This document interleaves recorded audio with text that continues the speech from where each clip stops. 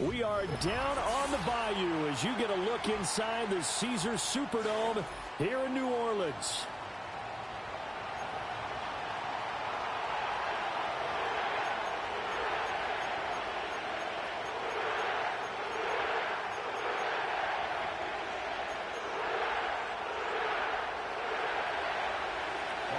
Set to go now in Week 6 of the NFL season, and we are underway on EA Sports.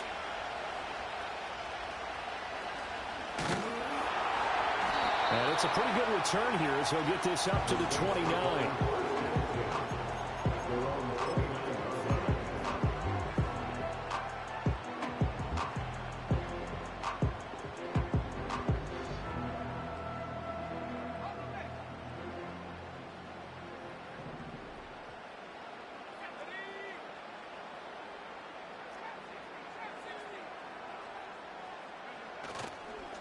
They'll start this drive out on the ground. And he'll scratch out a yard up to the 30, and that's all. But not much on that run, Charles. No, that's exactly the way to execute a run blitz there. They guessed correctly that they would move the ball on the ground, honed in on it, and stopped them. Mark that down for a win in the defense's column.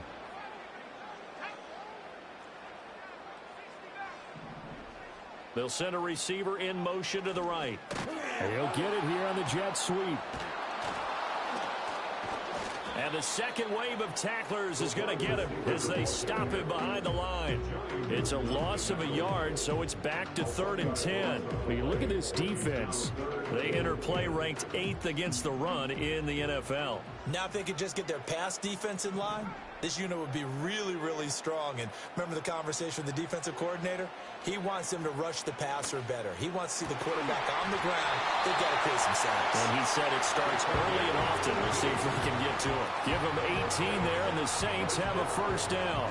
Well, on 3rd down, he wanted to go to one of his most dependable targets, and that's who he found, his tight end there, to pick up the first, Charles. And you use the proper word there, dependable, and sometimes spectacular, because tight ends nowadays, they can do it all. But they're the guys you trust, especially across the middle of the field where there's traffic.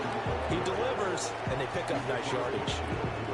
5 yards on the carry. Good pickup on first down. The Saints at a disappointing 1-4 as they start play. Yeah, they've lost 3 straight here. It kind of goes without saying, I guess, but they could certainly use a win. Yeah, no doubt about that. There's a difference between a losing stretch and a losing streak. And right now, they're not playing their best football. But if they were to fall here, and now you're looking at going 4 games without a win, things can start compounding themselves pretty quickly from this point forward. The Saints passing game in sync and moving the football. It's a first down.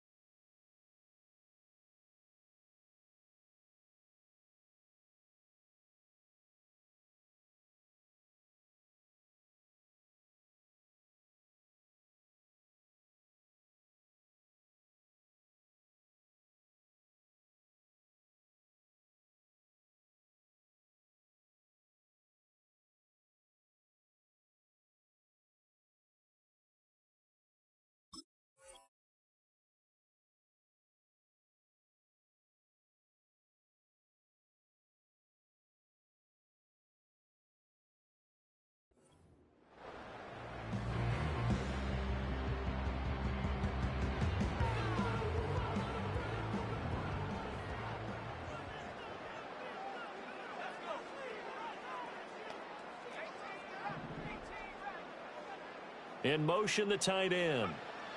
Back to throw now on first down. And he'll be hit as he releases it, and that'll fall incomplete. Well, they've been back on their heels a little bit here on this drive, but a chance to exhale just a little bit there with incompletion on first down. Now they have to gear up, try and get 2 more stops, and escape this drive.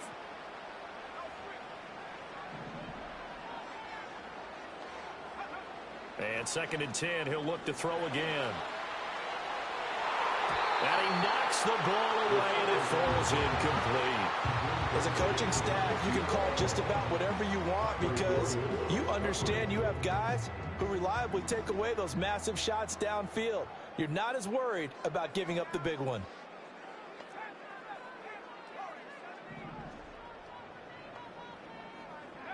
Back to throw again. And this throw will be intercepted. Well, it's no secret he's had trouble this year with interceptions, and this is a bad start for him. First drive, throwing another pick. No matter who's broadcasting his game, that's how the conversation begins. Throwing too many interceptions. Can he take care of the football? If I were his backup, I'd be edging towards the coaches and saying, hey, how about giving me an opportunity?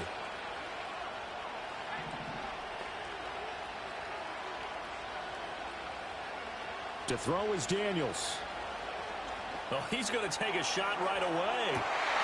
Oh, his first throw of the game going to be intercepted. And the Saints are going to get it back here just shy of the 20.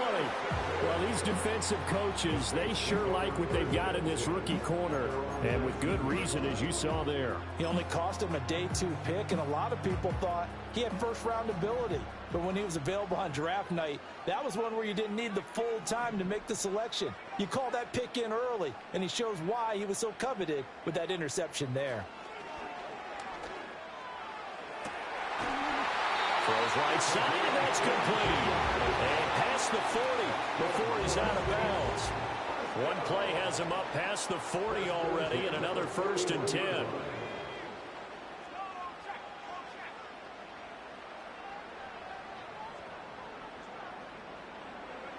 Oh, they're going to run a little pop pass here.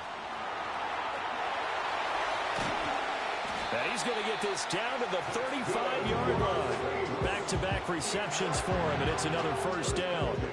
Boy, an effective play there, getting their wideouts involved in the run game. And they're always hoping on that type of a play that they can get to the end of the line and have a chance to turn it upfield as he did there. That means they controlled the blocking and took care of the defensive end or the outside linebacker to give him that lane. And I guess I need to clarify, I said getting their wideouts involved in the run game, but of course that was actually a pass as he popped it forward. And some space here. And they are able to stop him, but he does take it all the way to the 2. Last play they went over 20 yards. This time they top 30. Now that's the kind of run that fires up an entire team. Tackled at the 2-yard line. For the defensive guys, a little bit of a sigh of relief, though, that they stopped him short of the goal line. Now they got to figure out how to shore up the rest of the defense. Right back to him on 1st down. And he'll take this into the end zone. Now, hold on here. We do have a flag down. So let's see what this is about. A terrible spot for a holding call as they'll try again, but now from further back on 1st and goal. And they'll give him another shot here on the ground. And running room scarce here. He's going to be stopped in his tracks at the line of scrimmage. They'll say no gain on the play, and it'll be 2nd and goal.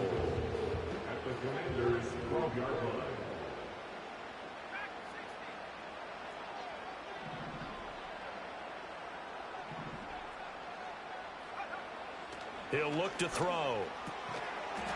Out to the flat. That's complete to his running back. So back-to-back plays, each get nothing. And this brings up a 3rd and goal. As a defense, you're more balanced when you're in zone coverage because you're able to keep your eyes on the quarterback and see the play develop in front of you. They're able to keep the quick pass in front of them and stop it right at the line of scrimmage. Tough assignment here. 3rd and goal from the 12. And he'll be taken down here at about the 11. Only able to pick up a yard, and that's going to leave him with a long 4th and goal. Out now is the field goal unit for New Orleans. From the left hash, should be a fairly easy one here. And his kick is good. And the Saints are going to take a 3-0 lead.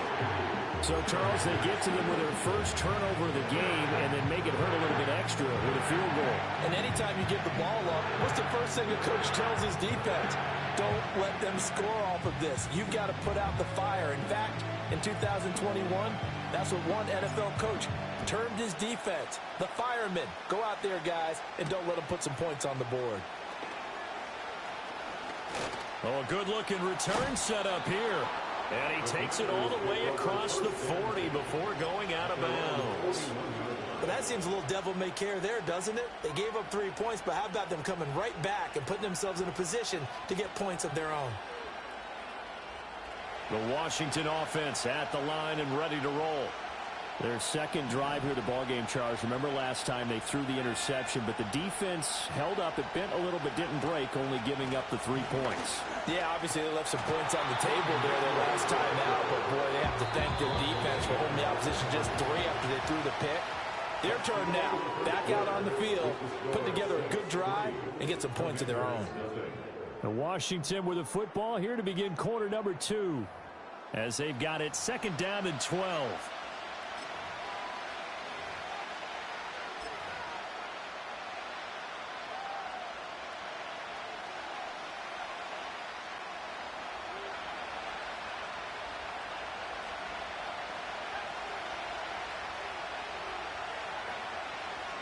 A handoff from Mitchell running left. And that play went nowhere. Losing yardage. It'll be back at the 36. This will be a loss of 3, and now a much tougher 3rd down looming. Another example right there how this defense really is winning the entire game at the point of attack. Yeah, right there at the line of scrimmage because they are dominating it. It allows their interior guys to get upfield and spill into the backfield. So how are you going to combat that? You know, because they bring in your tight end, keep him in. Your running backs, they have to step forward. Bottom line, your offensive line has to block them first to give yourself a chance. Now on 3rd and long, they'll look to throw. Work in the middle of the field, and he's got a man complete. And he's going to have a Commanders 1st down as they're able to get the 3rd down conversion. And that's well executed there on 3rd down. And I love the confidence that they had to let their tight end try and find some space in the middle of the field, right in their quarterback's line of vision. And QBs love to make that easy throw, and they hooked up there for a 1st down. A good gain again. That's now 31 yards combined on those last 2 plays. For a lot of guys playing this game, there's no better feeling than running right through a tackle. He's able to lower his center of gravity and churn his legs for a really nice pickup.